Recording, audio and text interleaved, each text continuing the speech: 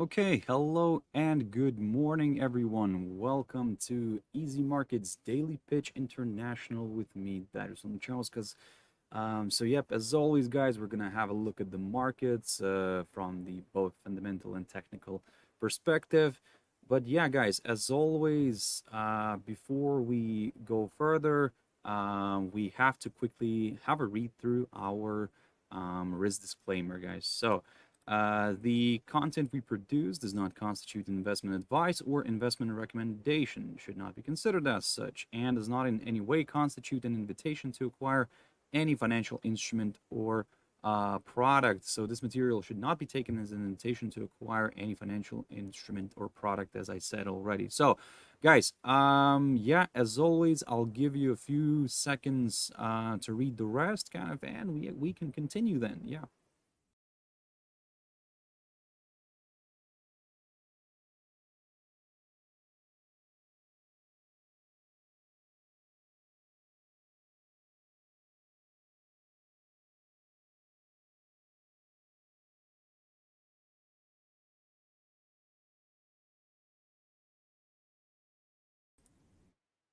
Okay, so yeah, so here's my face back again. So yeah, guys, today's the what the 16th of March, 2023. So today's Thursday. I hope you had a good week so far.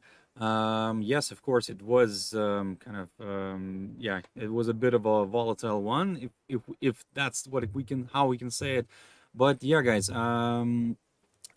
before actually jumping into the charts, I have to remember as well this quick mentioning of our Easy Markets website, which you can always check out for more information about us. So it's quite easy to navigate here, so you can get more information, and you can always get in touch with us if you have any more questions. Now, of course, the first one I will pick up on Nikkei, but first things first, of course, I will have to apologize for yesterday's session because yesterday we had a few technical hiccups here. I mean, you probably can see from my previous video. I mean, you'll see that yeah, my face was all the time freezing and everything. So look, I mean, we started the show last week, so we're still kind of in the process of finding the right method, you know, the right way and everything. So hopefully now it's gonna be okay.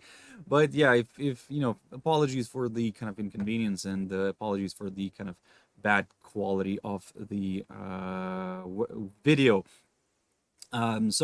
Hopefully now it's okay. I think you're seeing everything clearly. Me, the charts, yes. So I think we can now go ahead. Now, okay. First things first. Nikkei 225. So yesterday, as you know, the whole kind of risk well, the risk on the previous day, risk on environment changed into a risk off environment, and quickly that happened quickly because the whole banking saga spilled over into Europe, and yeah, that's what we got. We got some huge declines, and of course that didn't really like work well for the bulls. Now look, what I was talking about yesterday about Nikkei, I said that, hey, look, if we stay somewhere above that 27,000 mark, then yep, maybe I'll consider a nice little retracement where we could maybe also consider an idea of a possible head and shoulders pattern. But again, I said what I said as well, that if we start clearing this highlighted zone right there, and by the way, let me get rid of this Fibonacci, no longer needed. But I said if we clear this highlighted zone here, my next target is this upside, well, sorry, downside line here. This downside line, which could be seen as maybe, you know, a neckline with a decline here. But look, I mean, it just cleared, it just pierced through all that and just went further south. I mean, look at this. I mean, and by the way, look at where we found support. One of the good targets here, you can see, just bear with me one moment, there we go. So you can see this one right here. You can, yep, it's 26,275. This is where we found good support. That's the low of the 19th of January, rebounded nicely and pushed back up. Now the question here is, for me, what's going to happen next? Well, to be honest, I mean, as long as we stay below this downside line, I am bearish. I'm going to continue aiming to the downside, And yes, for me to start maybe considering the upside, at least for some while here, I need to see a push back above this whole 27,000 mark. But at this point, guys, yeah, it's a tricky one, I would say. It's more bearish than bullish. And yes, as I said before, I will remain negative as long as we stay below this upside. What's with me this upside line, downside line. It's a tentative one, I get it, but hey, so far it's kind of working out. So let's see if it can continue working out nicely. So that's in terms of Nikkei, pretty straightforward. ASX 200 also declined. We had a little retracement here. We tested the level right here, the 7,066. I talked about it. And also what I said, that hey, maybe, you know, if we push through it, maybe we could end up testing the 200-day EMA, but the 7,066 area was enough, and from here we declined, but we found good support near the 6,917, and this is what I'm going to be keeping where I'm going to be keeping a close eye on, and on what I will be keeping a close eye on. So if we clear it, then yes, I'll go slowly to the downside toward that 6,850. Simple as that, guys.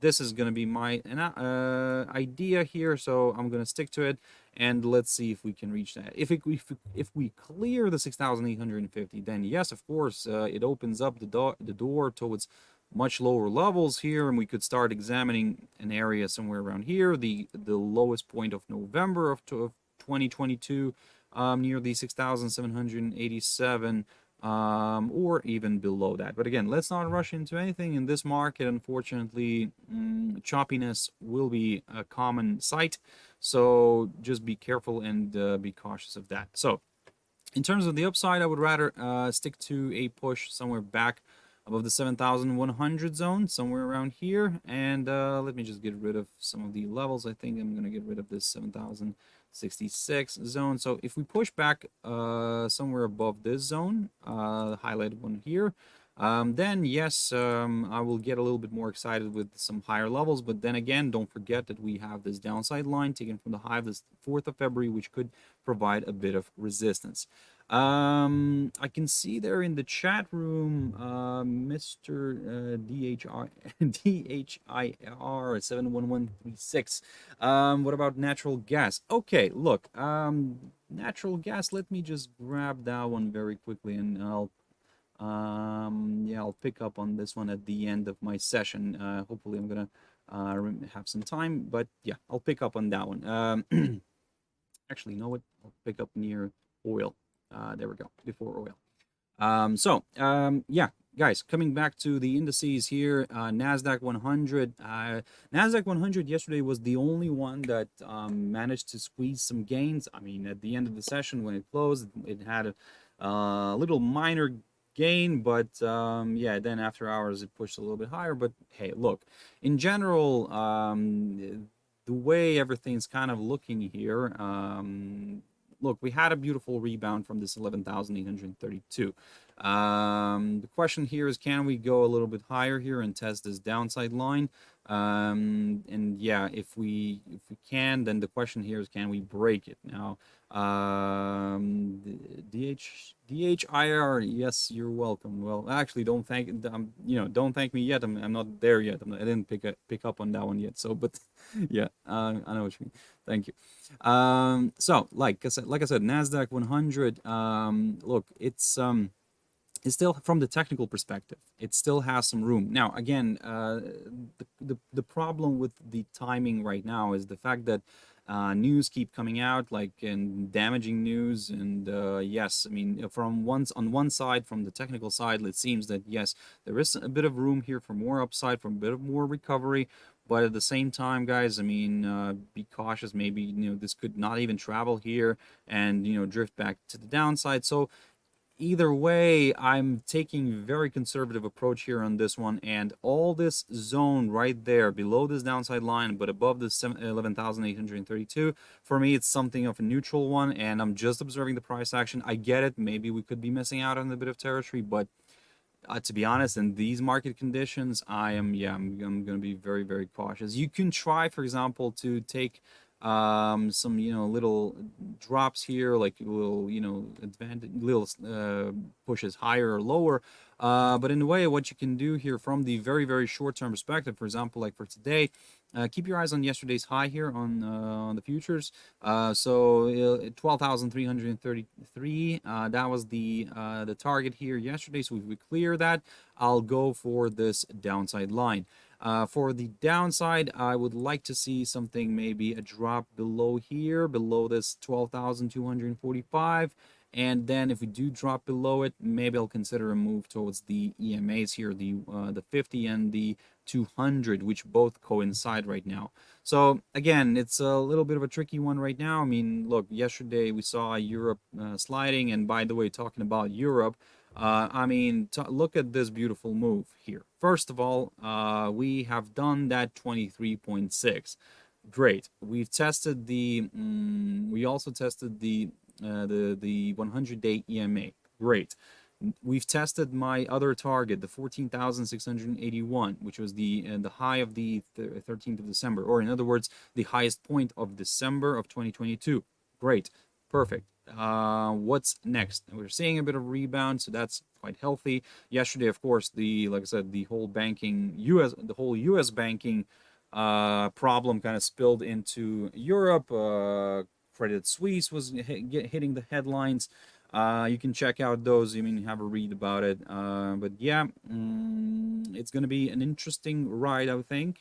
How everything's going to shape up, and of course, today's ECB's rate hike, as it says in the in the title here of this video. So today's ECB's rate hike. Now, what to expect? Of course, the current expectation is for a 50 basis point increase. Given that the Fed is now considering actually a 25 basis point, so it's going to be interesting to see if Europe actually goes ahead with the 50 basis point increase. Now, they might just say, hey, stick to the plan, and because the inflation is still high, and yeah, they might just go for that, what they have already kind of predetermined, that they're going to do a 50 basis point increase.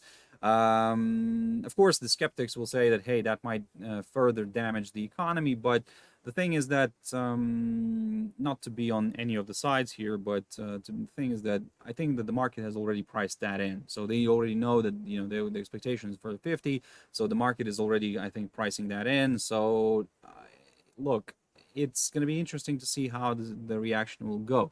At the moment, if we just go from the technical perspective, we'll see that, look, this barrier right here, the 14,962, I talked about that level previously. It acted as a good area of support. Then yesterday we violated it and we stayed below it. Today we are having a bit of a retracement here, but we're still below it. So I would say this way: as long as we stay below it, I'm going to aim once again for that 23.6 on the Fibonacci here, which is around 14,800. Let me just adjust this very quickly. Again, I'm going to bring it to the left. There we go. So yeah, that's going to be a little bit easier.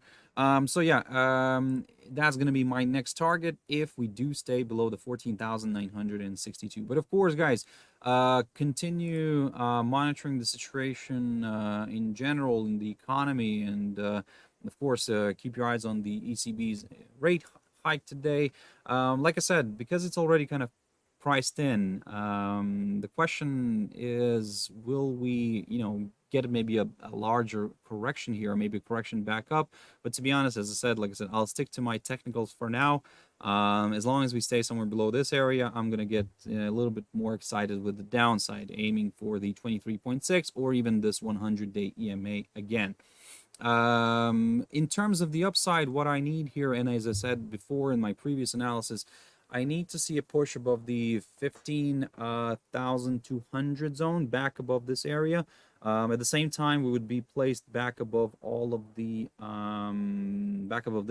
EMAs here on our daily chart. So, and that's why at this point I would say yes, the bulls here are not the you know, the most in the right. However, if we somehow, if something gets triggered here and we start pushing higher, look, if we do push back above this 14,962 zone, okay, there might be a chance to consider a move back to this 50-day EMA, but just kind of be cautious and be careful, because look, I mean, we do have a bunch of other targets, a bunch of other potential resistance levels, like for example the same psychological 15,000 mark, which could provide resistance. You know, we could get a hold up here and then decline back down. So that's why the upside scenario for me is not the most exciting unless we start pushing back above the 15,200 zone and above this 50-day EMA.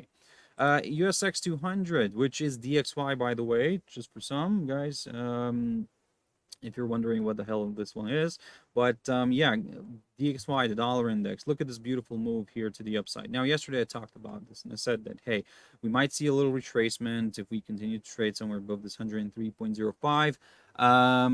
Well, we got the retracement. And yeah, the kind of the whole safe haven status of the US dollar kicked in and we had a nice push back up. But the thing is, what I was talking about previously, I said that, hey, if we, you know, if we go a little bit higher here, maybe, you know, if we stay somewhere below this 50-day EMA and this 104.05 level, then, well, maybe a bit of a retracement here back down could be possible. However, we cleared it. We cleared the 50-day and we moved towards the 100-day EMA. What's next? Well, to be honest, at this point, I really don't like these scenarios, because what could happen here is that we could start oscillating around these EMAs, and that's not really something that I'm looking, you know, forward to. And I like trendy markets, and but again, of course, the market doesn't always do what I want it to do, but you know, hey.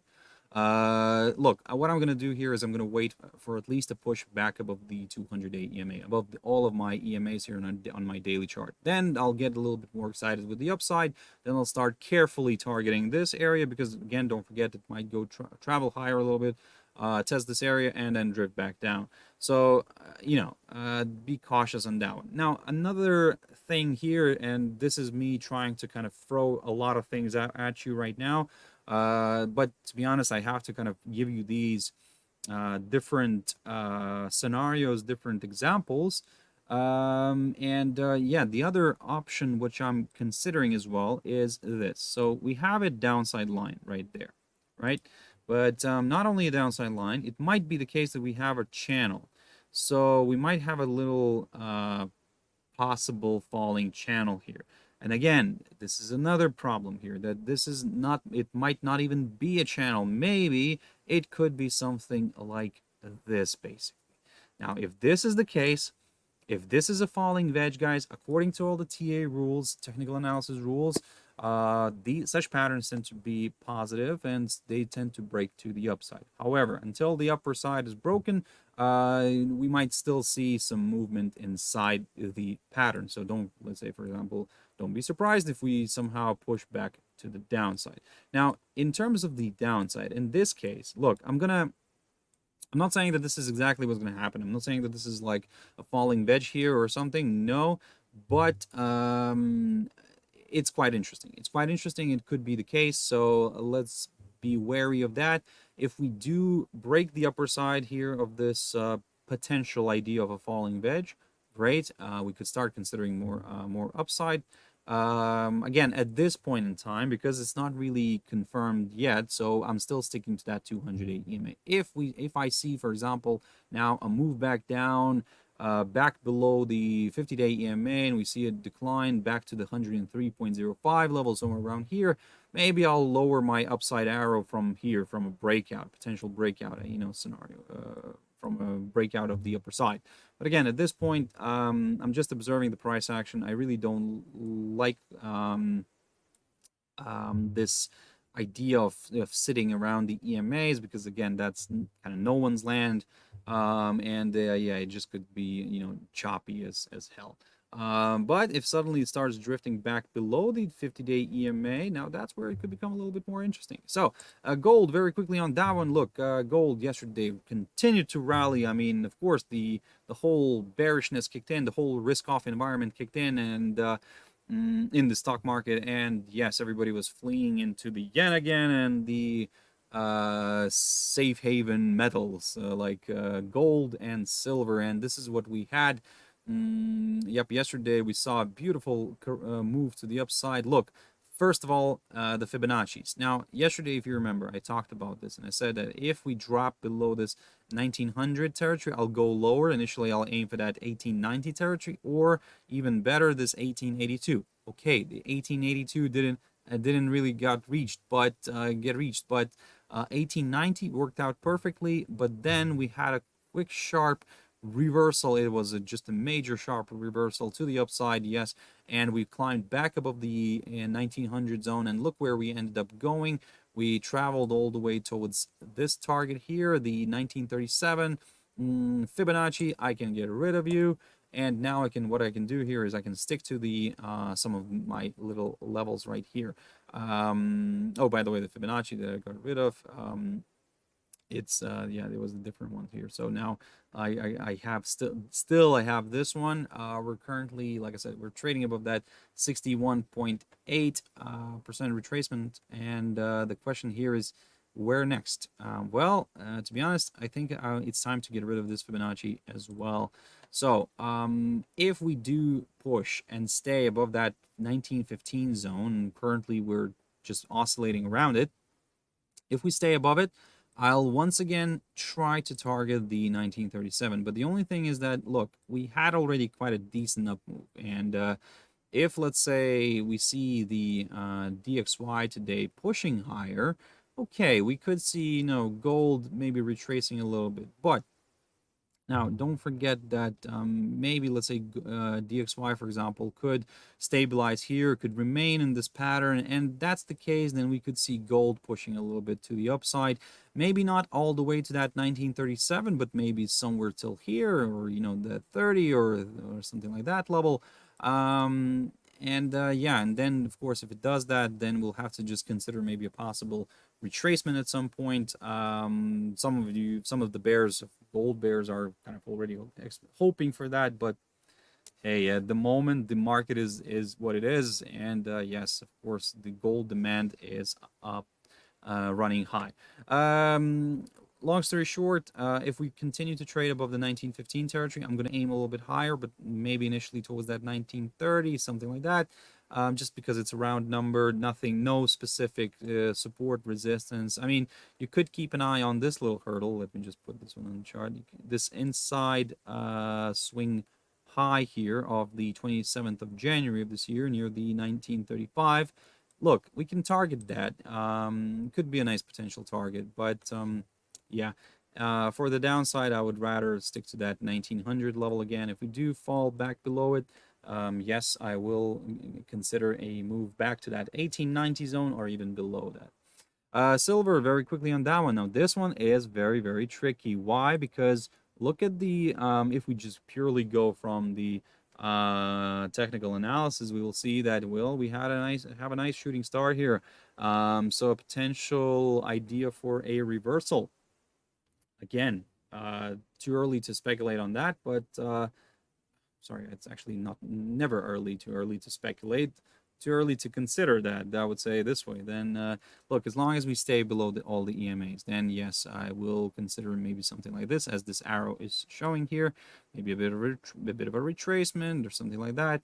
If you're a little bit on the careful side, I mean, from the shorter term perspective, keep your eyes on this little upside line. So if we fall below it, yes, a larger correction to the downside here towards that 21.30 zone could be possible.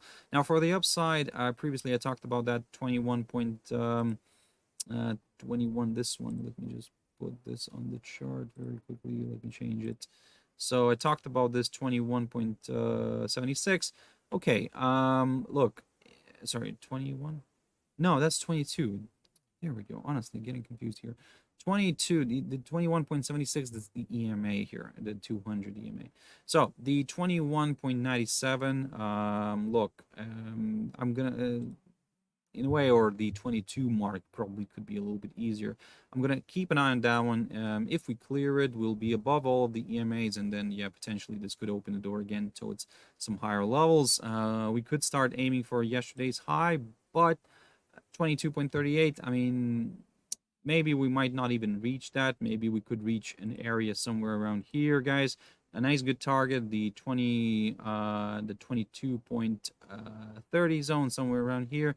We might get a nice test of that zone here, but hey, let's not rush into anything at the moment. Like I said, what I'm seeing here is a nice little shooting star here, almost like a doji, but will that be the case? Will we see a reversal here? I would probably get more comfortable with that idea if we clear this little short-term tentative upside support line taken from the low the 14th of March. Yeah, now guys, natural gas, yeah. Look, natural gas as requested here. This one overall, and I think for natural gas, the better option is to jump into a weekly, and this one into weekly charts or something like this. Look, I think that a lot of you are itching here for a buy, right? I mean, looking at this picture here, it's really looking attractive, and I would say, yeah, that could be an interesting moment here for for some buyers. However, if we go just purely from the technical perspective, look, the barrier here, the highest point, I think, of February, yep, if I'm not mistaken, yep, the highest point of February, the area near $3 mark here. If we clear that, then yes, I'll go to the upside. I'll go towards 4 or, maybe a little bit higher.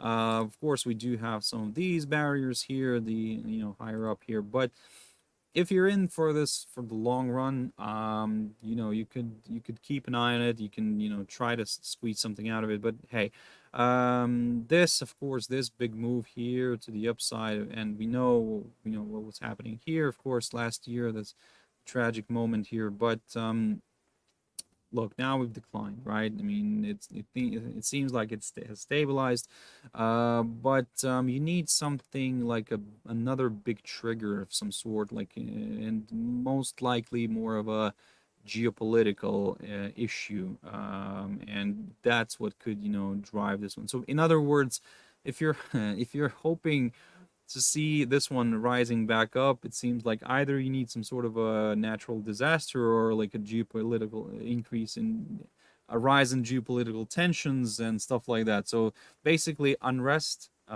fuels up this commodity, and yeah, it pushes higher. And when it's normal, when it's stable, and look, and summer is coming up, that's another thing here. Usage can be on the lower side. But in general, so as they say, for winter, prepare in the summer. So look, at this point, I would say what could happen here right now, we could see this commodity ranging between $2 and $3, somewhere around here. So don't be surprised and don't be frustrated. So it's not an asset where you can go like for a hit and run moment, like for example in a euro dollar or like an index. But this one's more of an investment opportunity. However, it's still a tricky one because again, it might stay here for quite a while, maybe for a few months or something like that.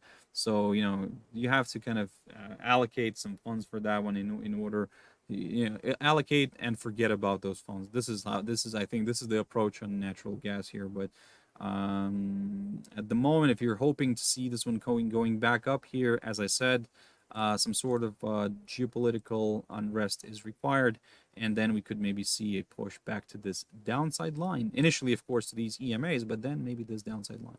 Now, jumping into oil while I'm on the weekly chart. Boom, there we go. Beautiful move here to the downside. Look, I talked about this, and I said, hey, my next target is the psychological 70 mark, and look at this.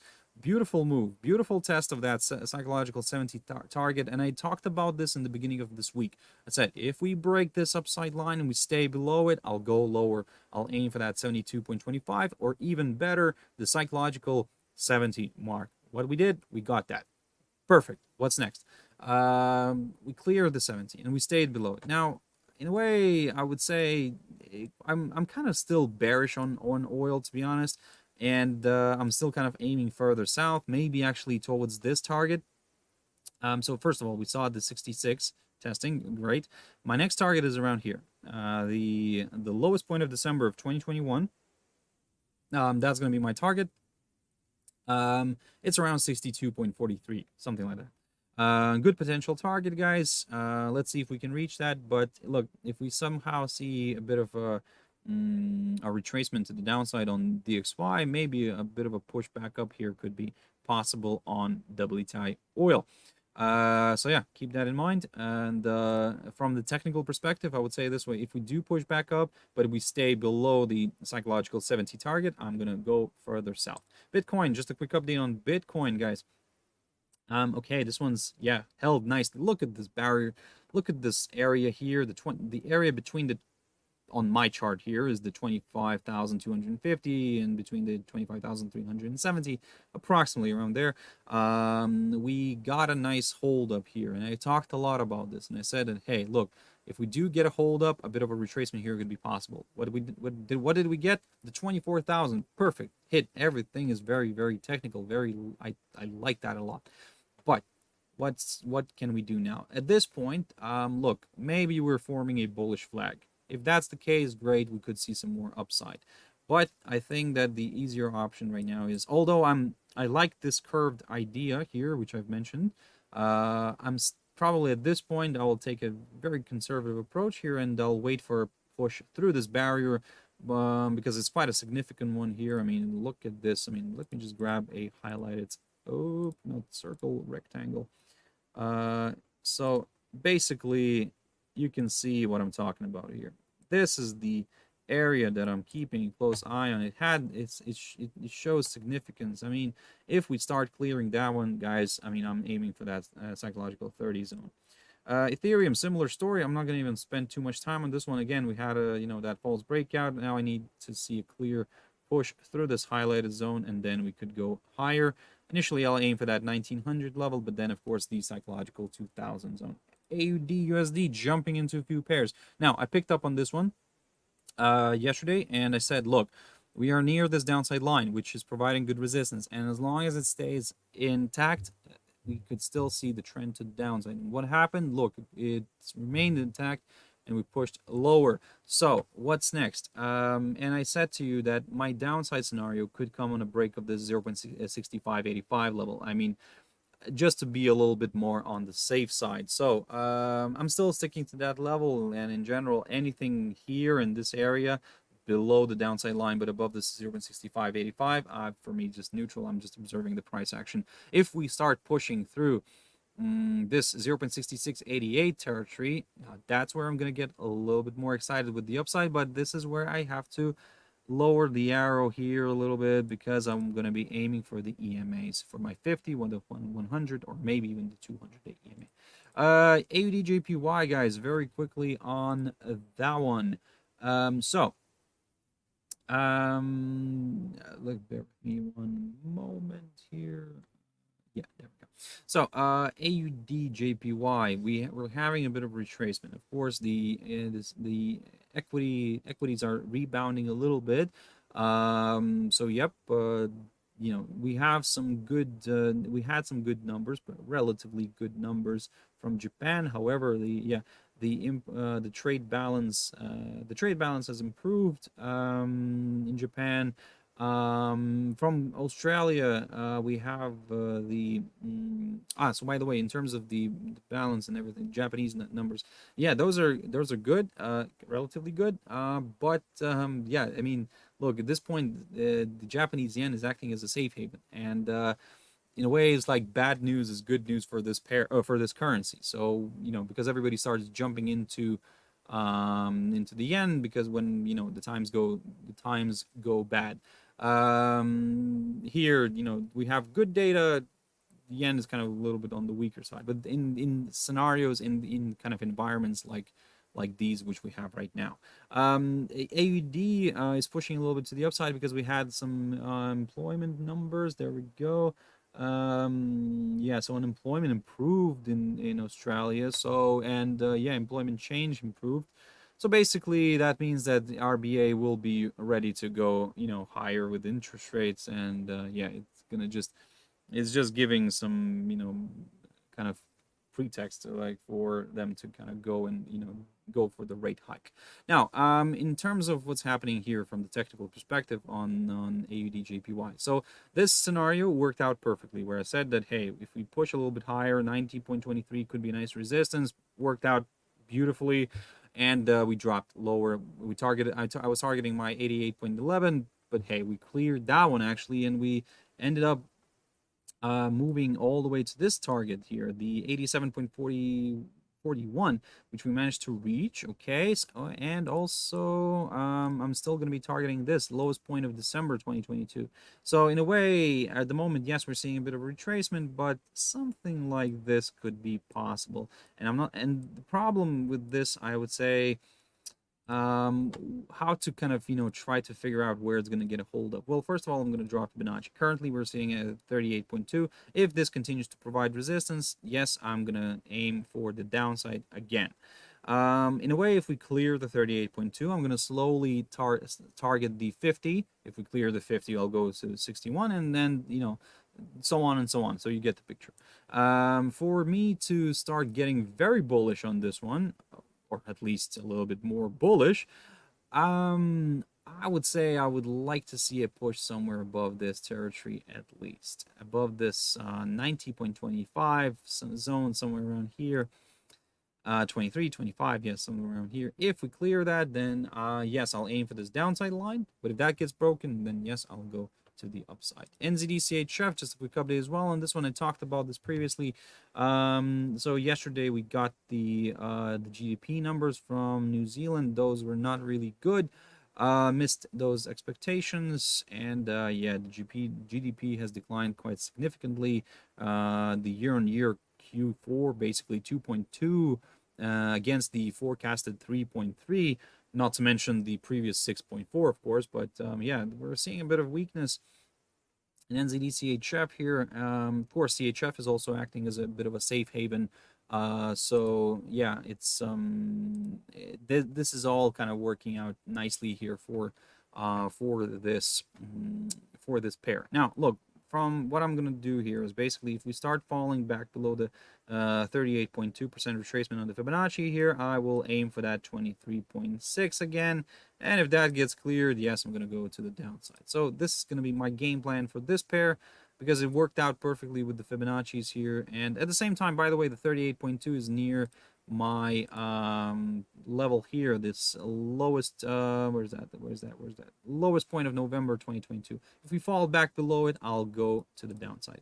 USDJPY, just a quick update on this one.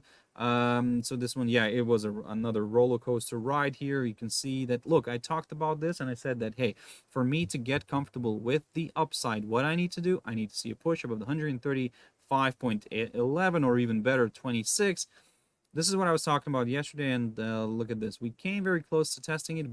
This is the thing. This is what the market does. It teases you, it collects all the bulls here, and boom, there we go. We have a huge decline here. We have a huge sell-off, falling back below the some of my key resistance support levels, and one of which was this one, the 133.55. We fell back below it, and look how well today it is acting as a good area of resistance, because yes, for the past 3 days it was just kind of violating it all the time. It didn't really care, but now it cares. So yeah, I'm gonna keep an eye on it, and but still, either way, my downside scenario could come on a drop below the 132.28 zone right here, and then we could take it from there. And by taking from there, I mean aiming for this little hurdle, the 129.80. And yeah, if we get a nice drop below this hurdle, this is my next target. GBPJPY, also an interesting one. Yesterday, look at this decline.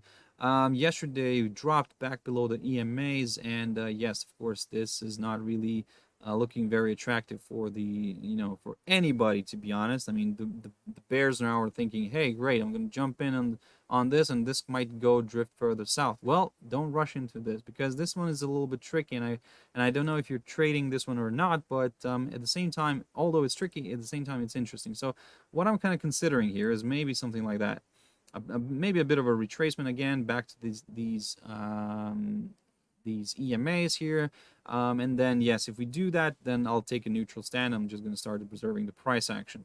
Some of the levels have to be adjusted. This 164.25, this is what I'm going to be keeping an eye on for the upside.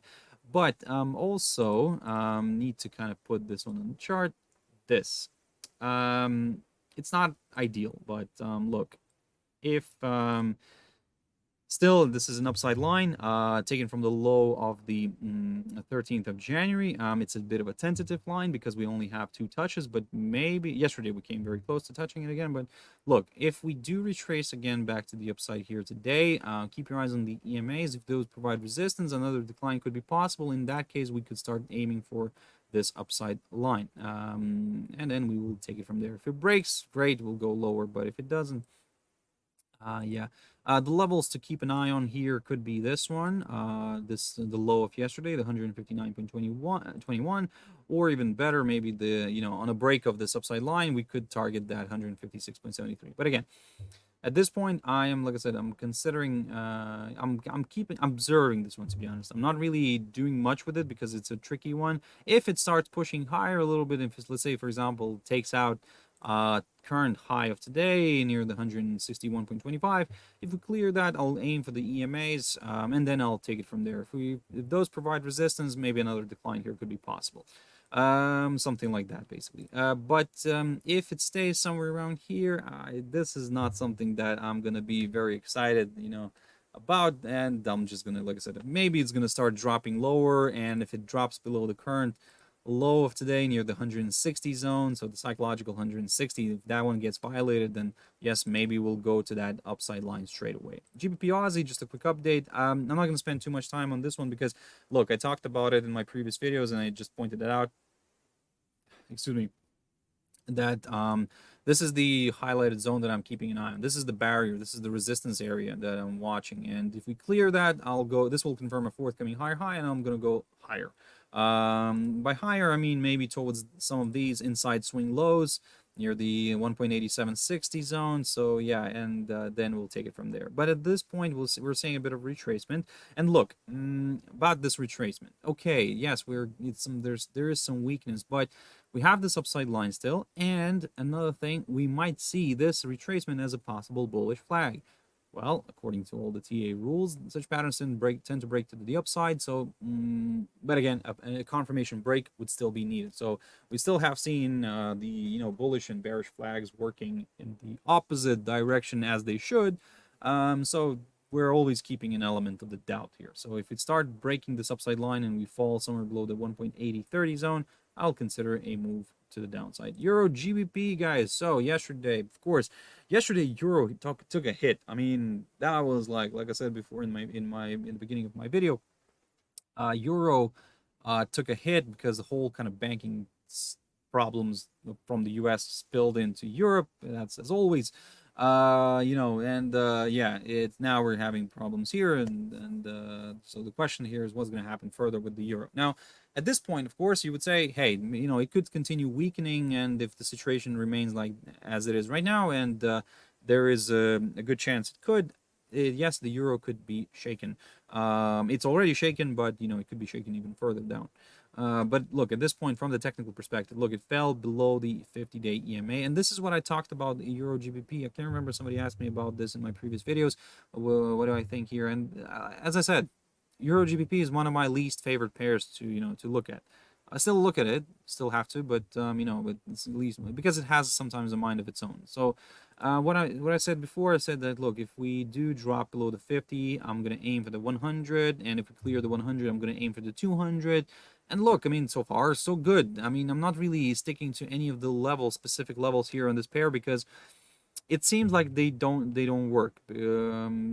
Areas work near some of the levels, but yeah, at this point, another thing, some of you might say, hey, maybe this is a nice falling channel here. Well, you wouldn't be wrong here. So in other words, as long as we stay in this pattern, the trend is to the downside, and we could see some lower levels. But look, at this point, I'll remove the lower side. I'm just going to keep the upper side. at this point, what I'm going to do here is I'm going to say that, hey, if we stay below the 100-day EMA, once again, I'm going to target the 200-day EMA. Simple as that. If we push through it and we stay above the 100-day EMA, I'm aiming for the 50 or even above that. So again, it's one of not my favorite pair to, like I said, to analyze. But okay, if you have as I said before, if you have managed to master it, guys, congratulations. Honestly, this is something that I really, you know, I'm proud of you guys in that case. If you manage to master EURGBP in the long run, not only in the short run but in the long run, great. And finally, EURUSD. Look, beautiful moves here. Look, I talked about this and yesterday as well, and I said that, hey, if we stay somewhere above this 50-day EMA, I will consider this scenario where the arrow is curving and curve back to the upside. But we cleared it, and this is where it opened up the door towards the 100 and the 200-day EMA. So, and this is what I have drawn here yesterday. So in my poor video quality video yesterday that I've done, so apologies for that in advance, guys. Sorry, not in advance, before that. Apologies for that for yesterday's video because it wasn't the best in terms of video quality. So yeah, hopefully this one's better. But anyway, look, yesterday what I was saying with the euro, that if we do drop below that 50-day EMA, I'm gonna aim for that 100-day EMA. And so far, all of my targets got reached in one day. Good, great. What's next? Now, next, this arrow goes here. From the more of a medium-term perspective, I would say I'll stick to something like that. If we do drop below the 1.0525 territory, somewhere around here, at the same time we would drop below the 200-day EMA and we could see maybe some lower levels being met. Now, of course, I'll have to mark this little target here, the 1.0444. This could be a nice good target later on, but hey, let's not rush into anything. At the moment, we are here. We are oscillating around the EMAs, and to be honest, keep your eyes on the ECB today. Keep your eyes on that, and that might, give a bit of a move here for this pair. Now, if it somehow climbs back above the 50, a 50-day EMA here shown as the red line, I will go for the 107.48 zone right here again, maybe even above that, but again, depending on the the conditions. If we fall back below the 100-day EMA, I'll go for the 200-day EMA. Simple as that, guys. Again, I cannot stress out the importance of having a stop loss, just because although I'm saying that, oh, it's simple as that, no, it's actually not really that simple, because you don't forget that this is the market we're talking about, and choppiness is a regular occurrence. So, for example, you might go lower on a drop below the 100-day EMA, but it goes lower. It then quickly, you're in profit, great. It then quickly reverses back up, takes you out, and then drops again. So typical scenario of trading, that's something that we incur every day. So unfortunately, that's part of the game. So you have to position yourself carefully, guys. Only risk what you allow. You can afford to lose. That's very important. And yeah, the rest will be fine, because again, if you manage your risk correctly, if you can, like I said, afford to lose you place a bet, and you can afford that to lose, great, okay, that's good risk management. If you cannot, if it's like way too big of a portion from your portfolio, that means that something is wrong. You have to rethink everything again. So don't never do all in or anything like that. That's unless you're willing to lose everything straight away, and then in that case, no hard feelings if you do. But just like I said, not the simple, the word simple here I think should not be used even, but the way to kind of do it, like I said, have a good risk management, have your stop losses in place, have a good clear strategy, find something that works for you. Look, what I'm saying to you is these are just my thoughts. This is how I see it, how I interpret the current situation of the market. Maybe I'm wrong, maybe I'm right. But again, you know, you have to make your decision, your final decision on what to do, because hey, you know, it's your choice. So guys, look, I hope you found it useful. I hope you found this session useful, and really appreciate you joining in again. Thank you very much to everybody. Thank you very much for your views, for your likes, for your comments.